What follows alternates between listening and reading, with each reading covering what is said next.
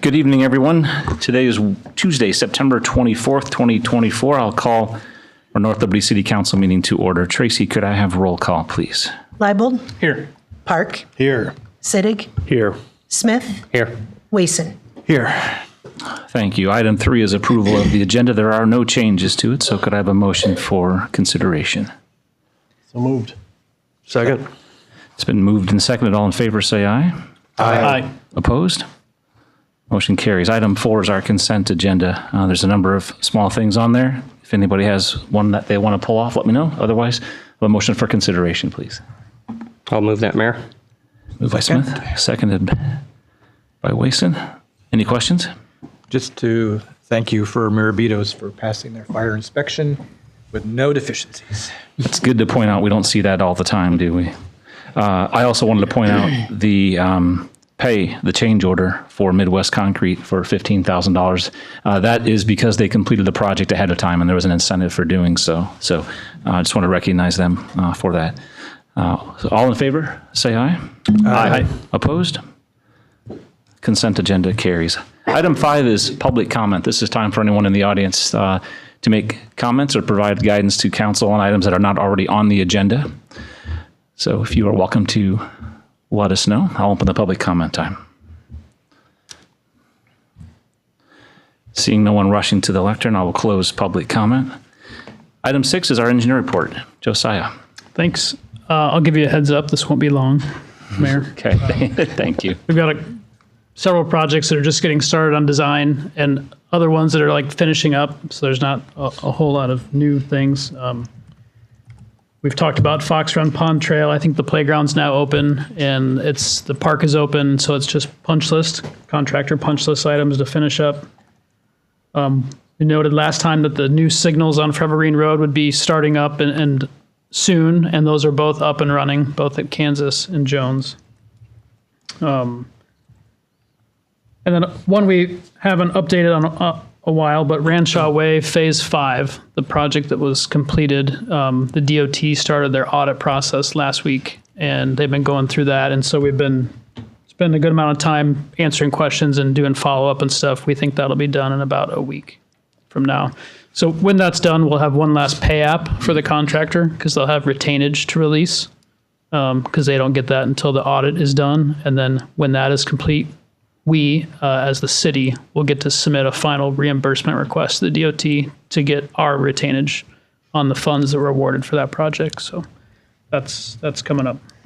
And that's all I have, Mayor. Thanks, Josiah. Any questions for Josiah? Thank you very much. Tracy, anyone on staff? Is there a city administrator report from Ryan? Okay. He will be back, and he's at a conference right now, National League of Cities Conference. Item 8, Mayor's report. I have 2 proclamations to read. The first is the Domestic Violence Awareness Month. I'll read the proclamation and then some notes to be provided and some handouts. So I'll go first here. Whereas domestic violence, dating violence, and stalking affects women, children, and men of all racial, cultural, and economic backgrounds, causing long-term physical, psychological, and emotional harm. And whereas 1 in 3 Americans has witnessed an incident of domestic violence, and whereas children who experience domestic violence are at a higher risk for failure in school, mental illness, substance abuse, suicide, and may choose violence as a way to solve problems later in life. And whereas domestic violence in rural communities exists as a hidden, silent, and often unrecognized crime that is often underreported.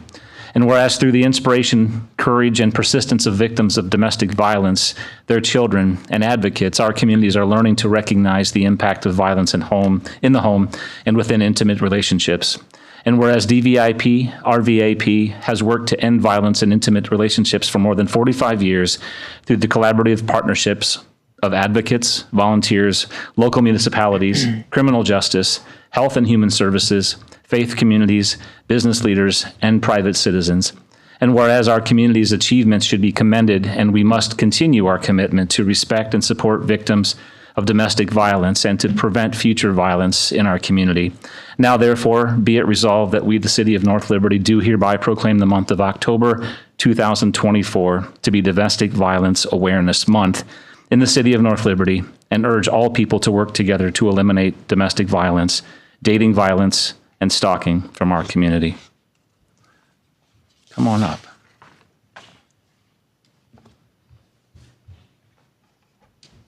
Thank you so much. I greatly appreciate you reading the proclamation and for standing with us. My name is Allison Tippie. I'm here tonight representing the Domestic Violence Intervention Program. As of October 1st, we will actually be the Domestic Violence Intervention Program and the Rape Victim Advocacy Program.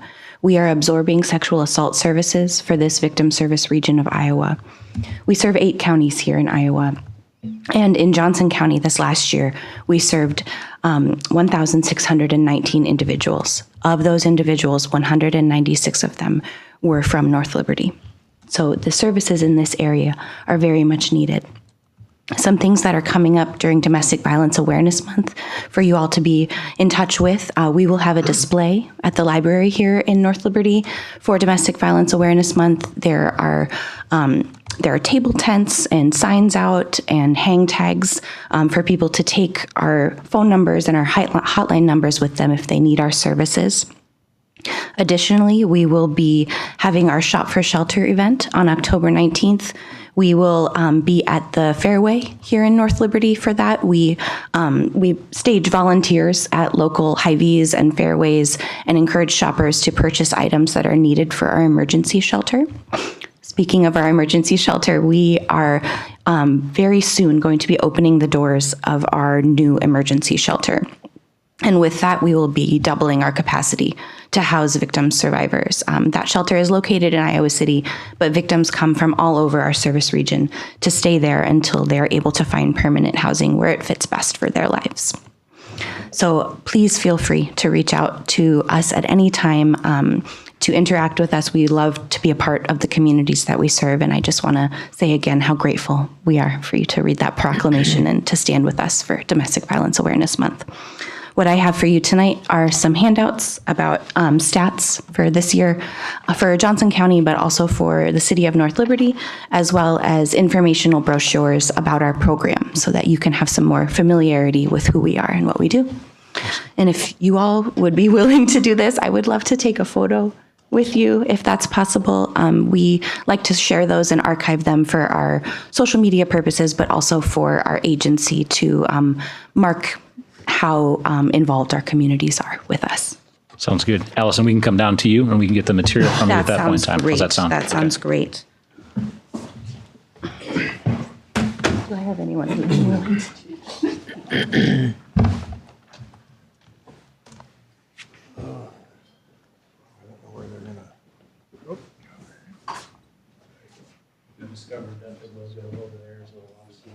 You're going for the sign. Oh, you're going for the sign. All right. Then we can get Grant in the photo. Yeah, that's sure.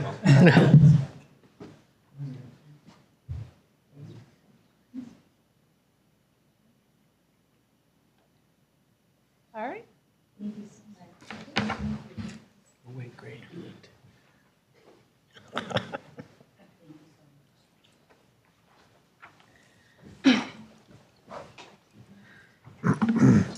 Sorry about that.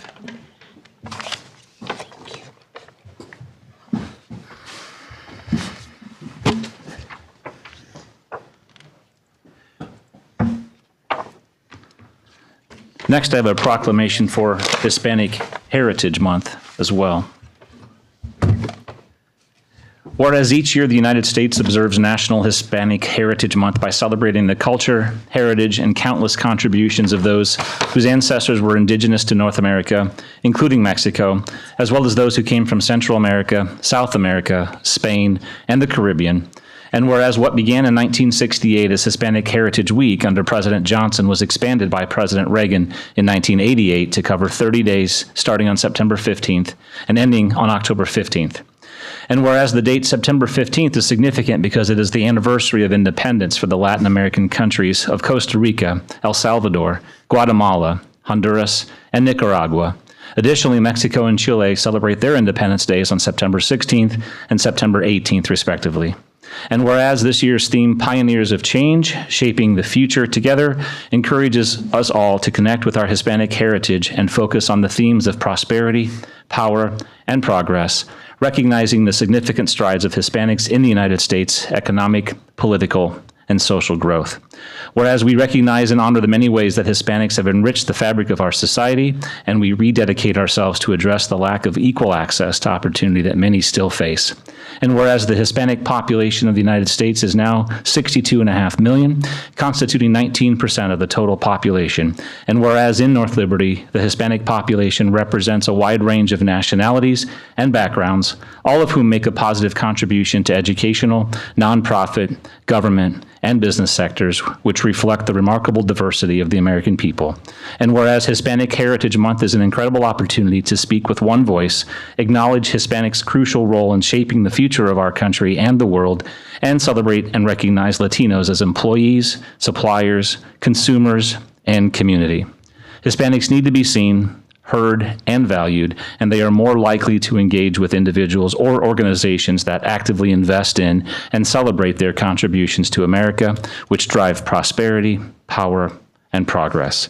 Now, therefore, be it proclaimed that on this 24th day of September 2024, the City of North Liberty does hereby proclaim September 15th through October 15th, 2024 as Hispanic Heritage Month, and encourage all residents to celebrate our unique and vibrant history and recommit ourselves to a shared future of healthy, peaceful, safe, and sustainable communities for all. I understand Diego has some words for us. Come on up, Diego. Introduce yourself to us, please.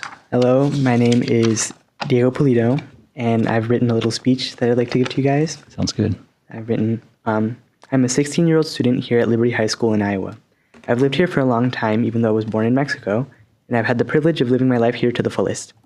Living here means I've met a lot of people who struggle with English and getting accustomed to the living circumstances here. And being the Hispanic child I am, who has experienced living here, I strive to help those people and help them feel wanted, and that we celebrate Hispanic Heritage Month to help them feel loved and needed. Thank you. Thank you. Come down for a photo. Stay down there, Diego, and anyone else.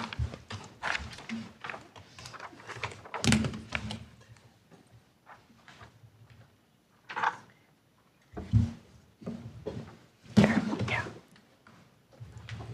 Great job. It's always tough to do in front of people. So you did great. Did a good job. Such a good guy.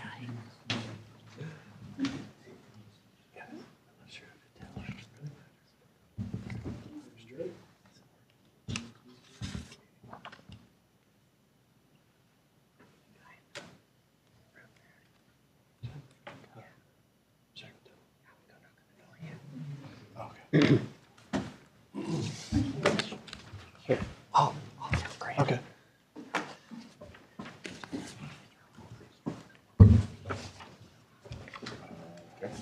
Little cat and mouse game. You're fast. You must be trained. Right. Oh, okay.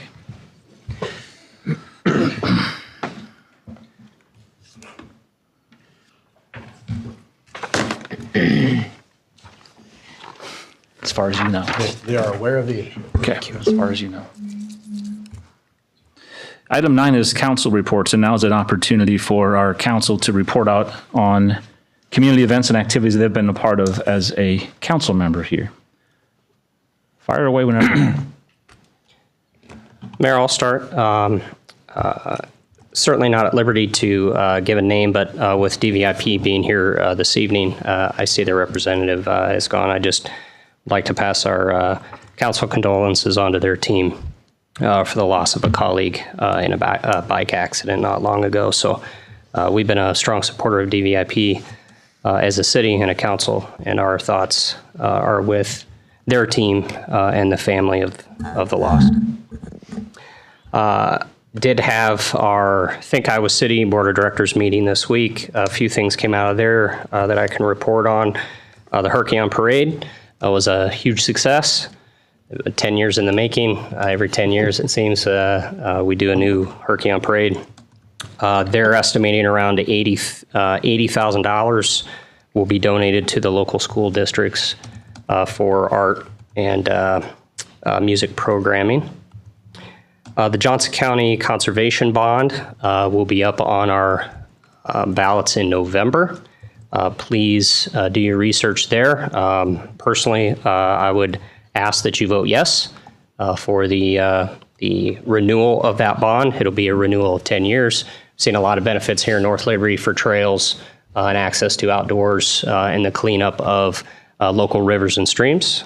So look into that, and would ask that you vote yes on the Johnson County Conservation Bond.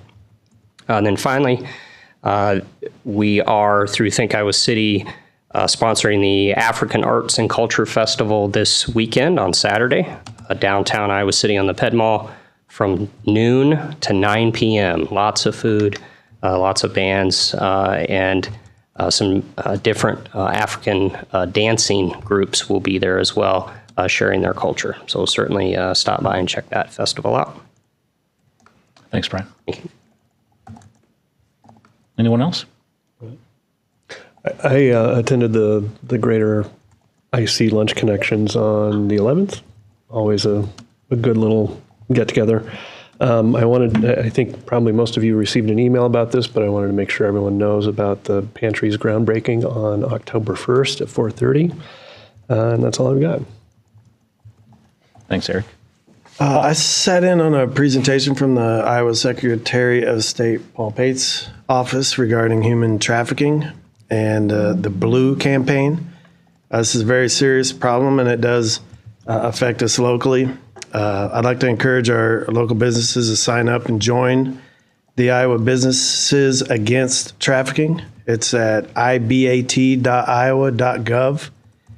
We have a local leader here that lives in North Liberty, an educator in this field. His name is Dave Gonzalez, and he would be happy to meet with anyone and set up a training for you and your employees. And also the Liberty Homecoming Parade was great, and it was great to see our fire department and police departments out there having some fun too. So that's what I have. Thanks. Paul, can you remind us on the website? You bet. Or ibat.iowa.gov. Thank you. For me, Mayor, just wanted to express my appreciation to the city of North Liberty, the staff, the city council, yourself, Mayor, on here, with all the good things that go on throughout the community, whether they be activities, whether they be growth, whether there's no shortage of good things that goes on. What really impresses me, and I think is a testament to who we are as a people within this community, is when times of struggle happen as well. And so on behalf of my dad and my family, we had an opportunity. There was an opportunity for the city of North Liberty to respond, and they certainly did, and I certainly appreciate it. So I just wanted to say thank you to the community and to everybody up here for their support.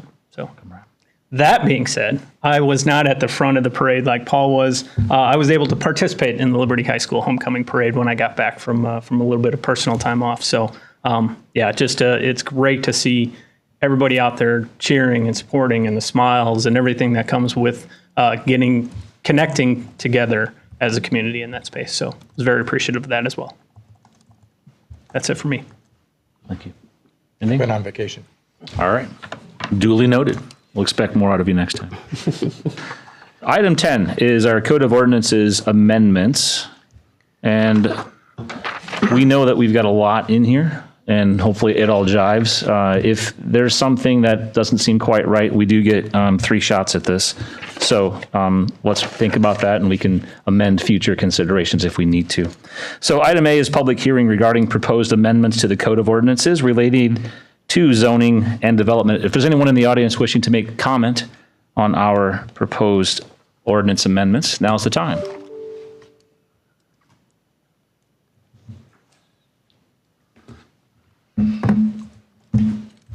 Good evening. My name is William Gorman. I'm chair of the Housing Action Team of the Johnson County Livable Community for Successful Aging Policy Board. Hell of a long title. We support the draft or proposed ADU code.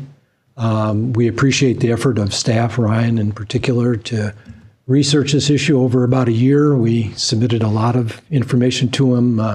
We submitted zoning code from other cities, had a lot of good dialogue, and we think the draft is very good, and we encourage you to approve it. Thank you very much. you. Anyone else wishing to make comment? All right, I will close the public hearing. Item B then, Russ, is Staff and Planning Commission recommendation. Thank you, Mr. Mayor. So this is a city-initiated ordinance amendment, part of a continued effort to modernize the zoning code by adapting to land use trends, best practices, and provide better clarity on intent and fix errors and omissions. In 2022, Council adopted a large ordinance which essentially rewrote the zoning code. As you know, I'm committed to bringing amendments forward to you when I see things change or adapting to trends when necessary. Certainly, with any amendment I propose, I want to make sure it fits our community. I think that's something I try to take what those best practices are and see how would it apply best in North Liberty. So just a couple of highlights. One is allowing townhouses on individual lots. We're starting to get requests from developers, and I think they have to do the lending requirements to actually have them on individual lots. So we're responding to that need. Another that you see in there, and a discussion about Iowa Code 414. It was a recent amendment that really restricted the city's ability to regulate exterior cladding in most circumstances for residential buildings that are 12 plexes or less, and they actually apply to accessory buildings too, so apply to the ADU ordinance. So we inserted language that says to the maximum extent possible. There are limited abilities for us to do that. Perhaps one day we have a historic district in the city of North Liberty, and the mayor and I have talked about that. We could apply it there, so we chose that language purposefully. I appreciate William and Jeff Kelbach's there. Jeff lives in North Liberty, so I appreciate all the dialogue that they provided. They've been a very strong advocate for this. I said, admittedly, we haven't had a lot of people calling and asking, perhaps because they knew they couldn't do it. But one thing we do point out, the one compelling position that the Housing Action Committee team took was, this doesn't solve the housing crisis, but it is one element of that.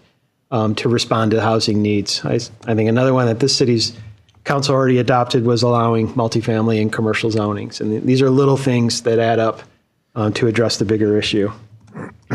So much of that correspondence with William is in the background material. I also provided an additional memo. We had a great discussion at Planning Commission meeting, and that caused me to think about some of those questions. So I appreciate that dialogue and provide that to you. I know Chief Platts is here. I know there were questions about, response about additional living facilities. So he's here to answer any of those questions. So Planning Commission did consider this at its September 3rd meeting and unanimously recommended the City Council approve the ordinance.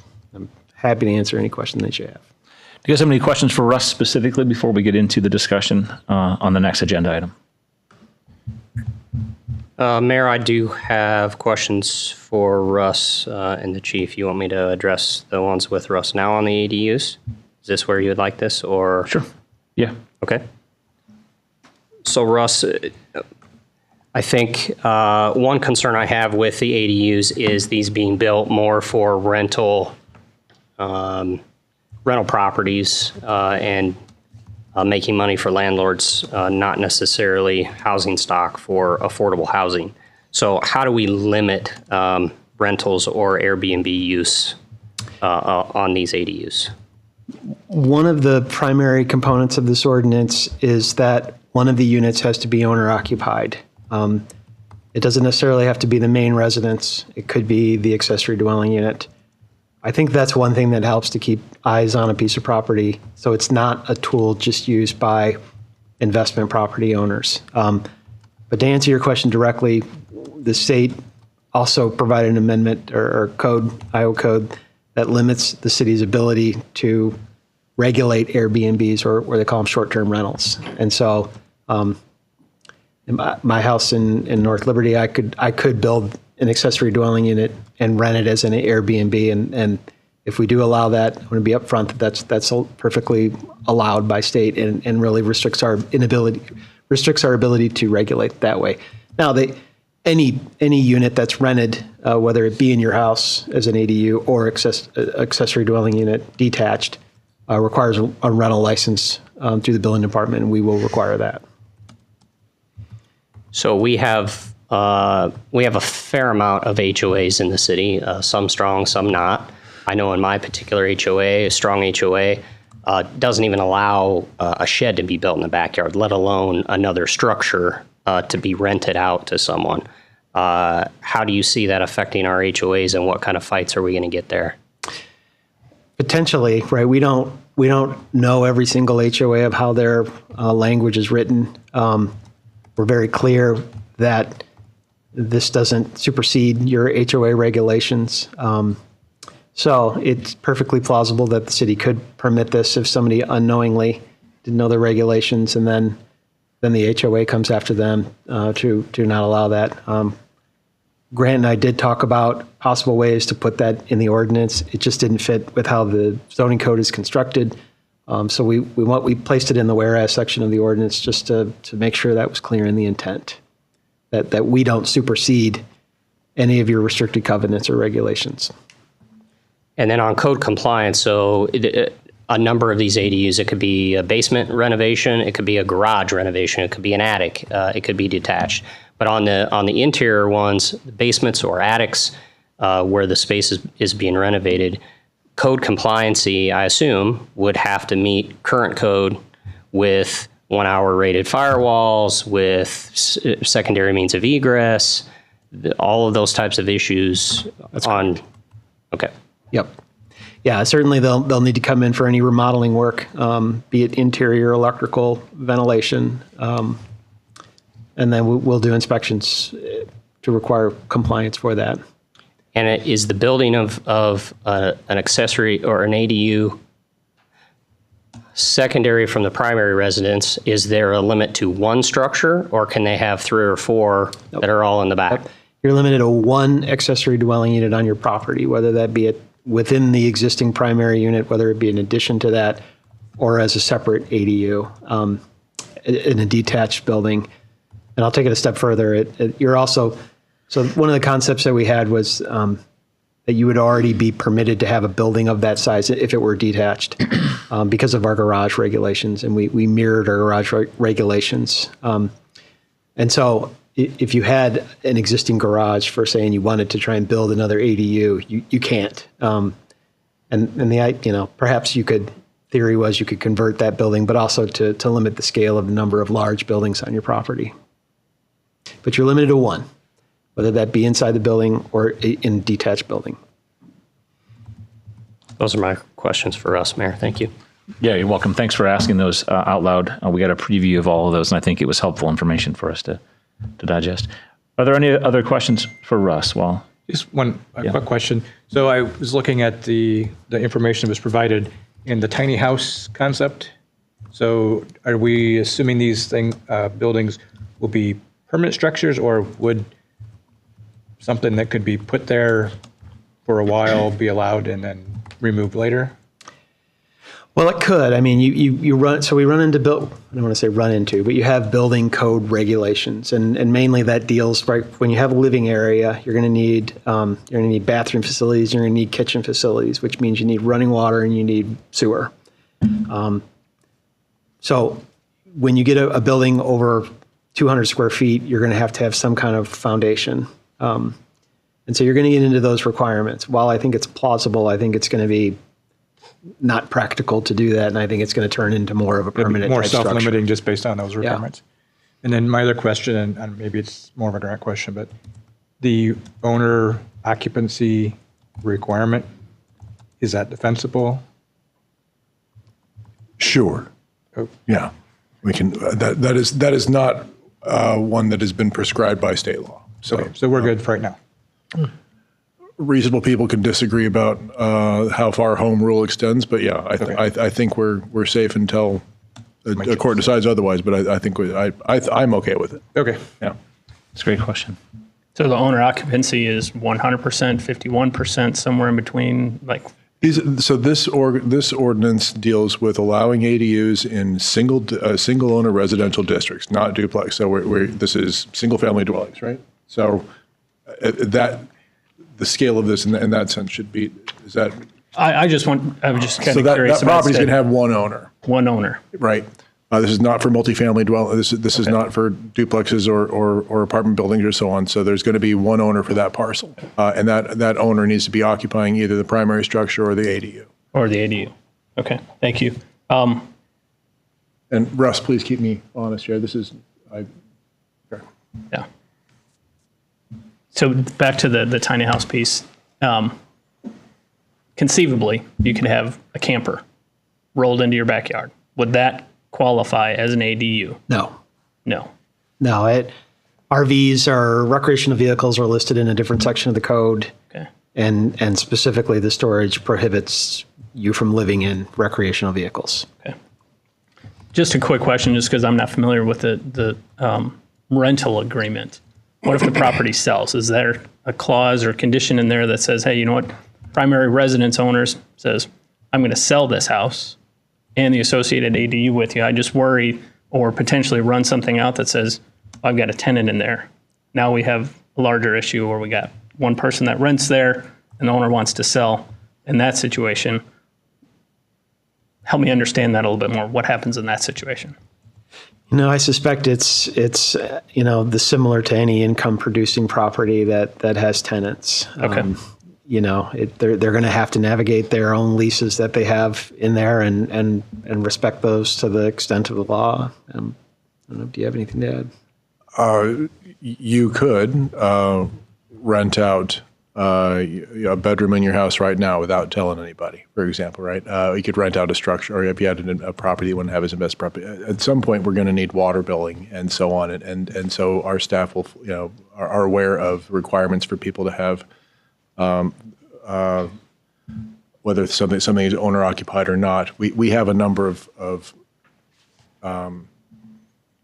I don't want to describe them as safeguards, but systems in place that can help identify when a building is or is not owner occupied. I don't think a single one of our systems are 100% foolproof, but it's, I'd hate to use the saying good enough for government work, but it's pretty good. And so will there be people that slip through? Probably. But this is intended to identify and set up a framework that is generally enforceable. Well, it's, I guess, more of a comment, but I'm excited about the opportunity for us allowing ADUs in Iowa City. I advocated for it in Iowa City and Johnson County as my role with the Iowa City Area Association of Realtors. I believe they help with affordable housing and allow people to maximize the value of their properties and the best use of their properties. I think they can be an answer for families to remain together longer. I know situations where they preferred not to go into assisted living, and if they could have had an ADU on their property, they could have stayed with their families a little longer.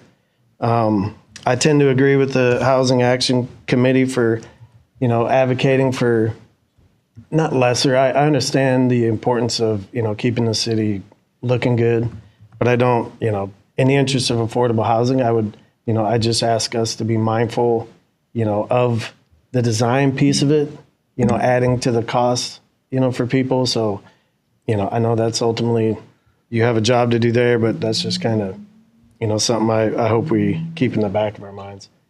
So yeah, I think it's a great thing. I think, like I said, it doesn't happen that often, but when it does, I think it's really good for folks that can and are able to do it. So those are my thoughts. So, Mayor, some discord here.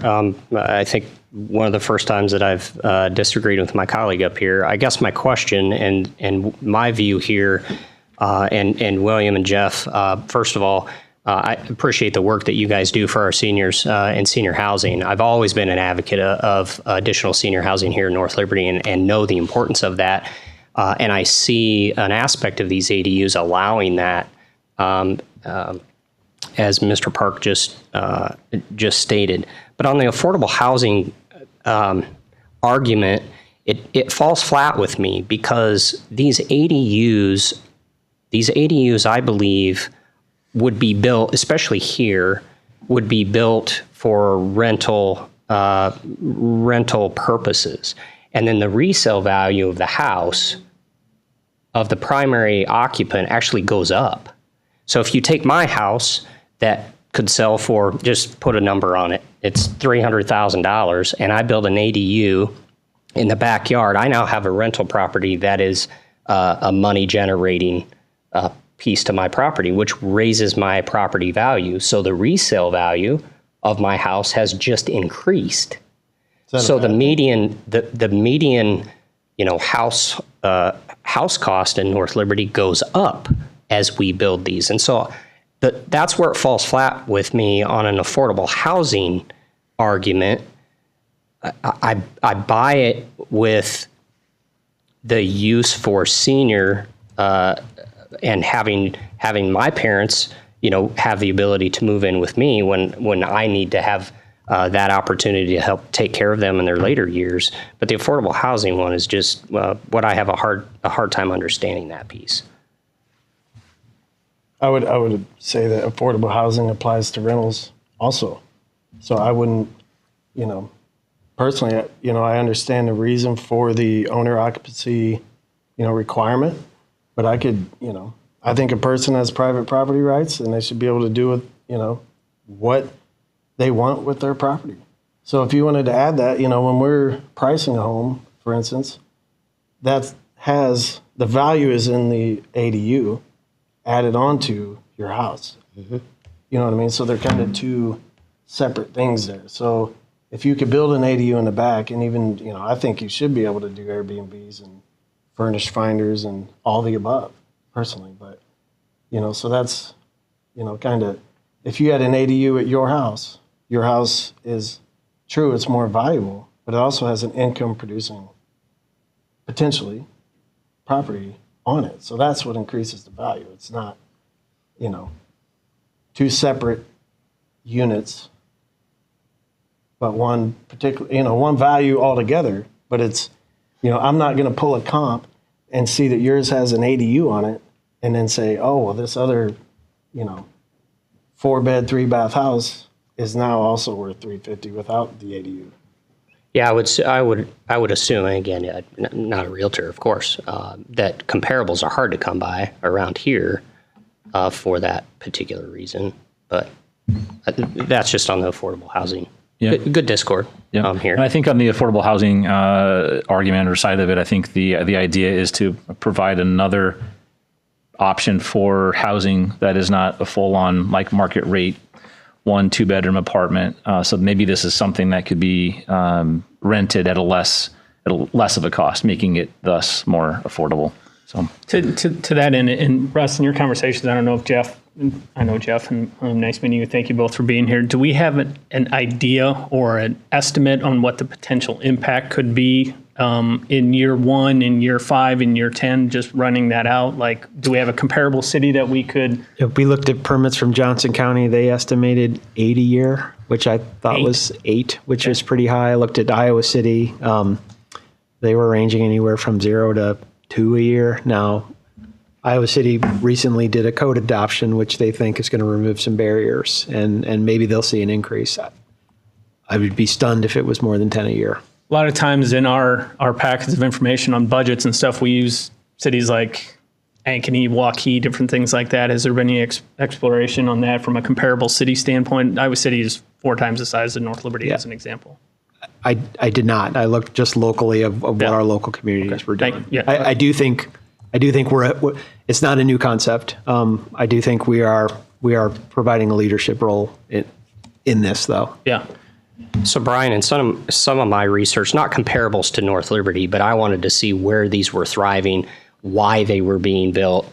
A lot of the ADUs were on the coast. And so from what I found in my research, I've got Lexington, Massachusetts, population 30,000, They have less than 1,000 acres of developmental land. That's why they wanted ADUs. They were crammed. They were landlocked. They needed additional options. Santa Cruz, California, they're at 54,000.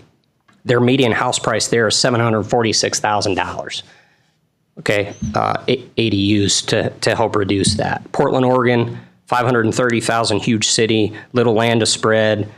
Same issue with high house prices. Barnstable, Massachusetts, population 48,000. But they had in Barnstable, they had so many illegal ADUs that they just adopted an ADU code and grandfathered all the illegal ones in because they didn't know what else to do with them because there were so many that were built illegally. Now here, we're at 22,000 people. Our median home price right now is $332,000. We have plenty of land here. There's plenty of places to build.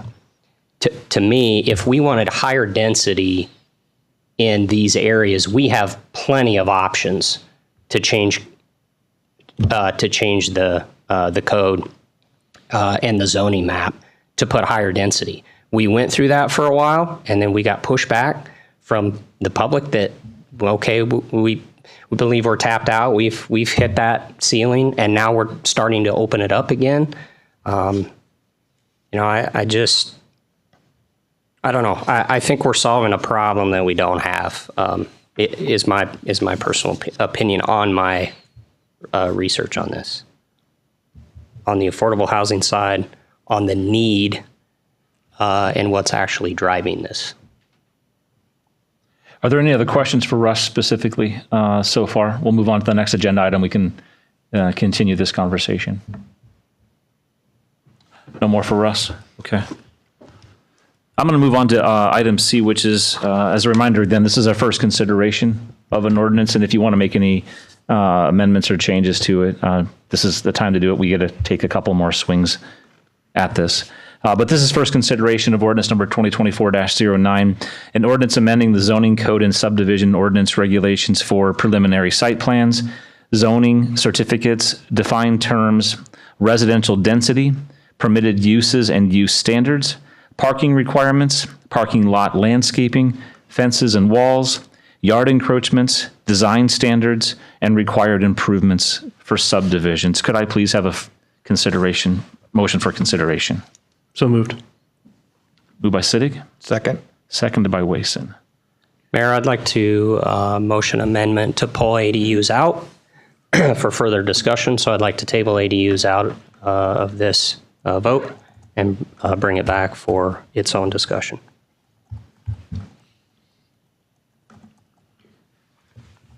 Procedurally, is there a second for that?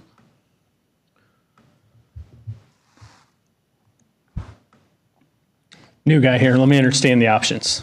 The choices before us are pass the first one as it's written, and then we have second and third reading, or as Brent proposed, we go back, rewrite it, and then have a first one again. Are those the options that are in front of us?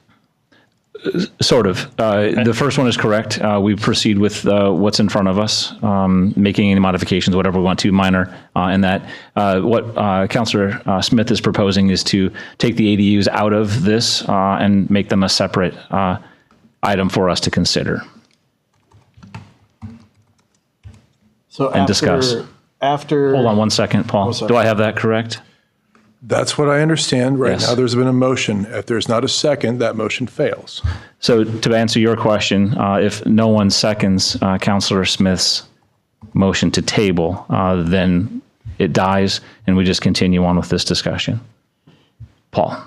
Can amendments be proposed or after further discussion, further questions between this first reading and the second reading? Yes.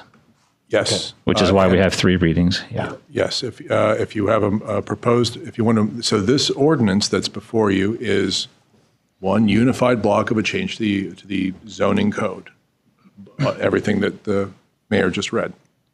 There are lots of things in here beyond creating ADUs as a permitted use in residential districts. I'm understanding Councilor Smith's proposed motion to strip out that allowing ADUs in that residential district. Is that correct, Counselor? Correct. And Mayor, can I make a qualifying statement? Sure. So qualifying to my motion, we asked the fire chief to be here because tonight, because I have a number of questions and concerns on fire response to dwellings such as this. They're new to our city. I work for a city where these are allowed, and it is different when you're responding fire-wise. So with all of the conversation that I believe needs to be had for a full understanding of the ADUs, that's what's qualifying me to lead the motion, to pull it out, make it its own separate thing so we can have additional discussion on another time. And we have the, and thank you for that, for clarifying. If we all received comments back from Chief Plotz on that, I think now is the time, because you've asked those questions for Chief, if you'd like to, in this process, to address those issues. So I'm not saying that it won't be discussed, but we have an opportunity right now as well. So maybe consider that. I won't say what to do. Does anyone second Councilor Smith's wanting to remove the ADUs from this? I'll start there. Well, I will second it just because I think we should vote about it, but. Okay. And now that it's been seconded, you can have additional discussion. Then you'll need to vote on whether you want to move forward with that amendment. Yeah, and should we look at, we look at it as an amendment to this ordinance? Tabling the ordinance would kick this down, the whole. Tabling the entire ordinance. So I think what you're asking to do is just to kind of add this as an amendment so that it can be discussed separately. So hold on one second, please, Eric. Sorry. Yeah, I'm in favor of everything in the ordinance changes minus the ADUs. So I'm asking that the ADUs come out. The rest of it continues to a second reading, and ADUs gets removed for its own discussion. And so that would be section 5, 6, and 8 of the ordinance. 165. And can we proceed with this ordinance by amending or removing sections 5, 6, and 8 from this right now and addressing them separately, Grant? Yeah. Okay. That is possible. I mean, we'll need multiple readings. We will not have to start back over at a first reading. It's been published and it's subject to discussion. Okay. So if I have this correct, there's been a motion and now a second to amend pulling the ADUs out of this ordinance. So we'll need a vote on that, and then we'll come back to a vote on the remaining ordinance itself. Correct?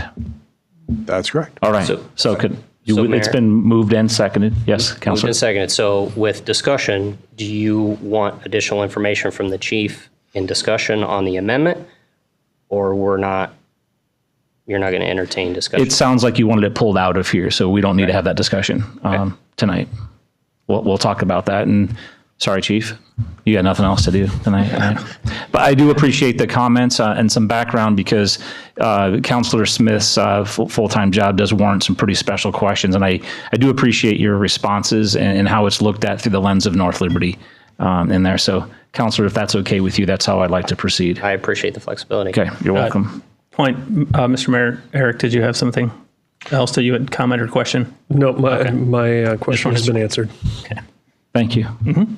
All right, let's move. I think we've been discussing. Any other discussion about the amendment, pulling that out? All right, Tracy, could we have roll call on that amendment, please? Wason, Aye. Sittig, Nay. Leibold, Aye. Park, Nay. Smith. Aye. Motion carries 3-2, which is sufficient. Yes, it is. Okay. Now we'll make any discussion on the remaining parts of Ordinance 2024-09.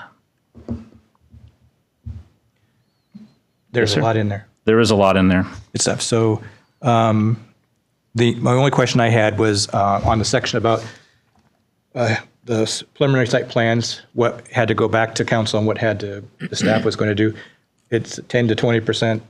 Do you think that's Totally within reason. Yeah, I like a lot of things, I'll start small and then see how things go.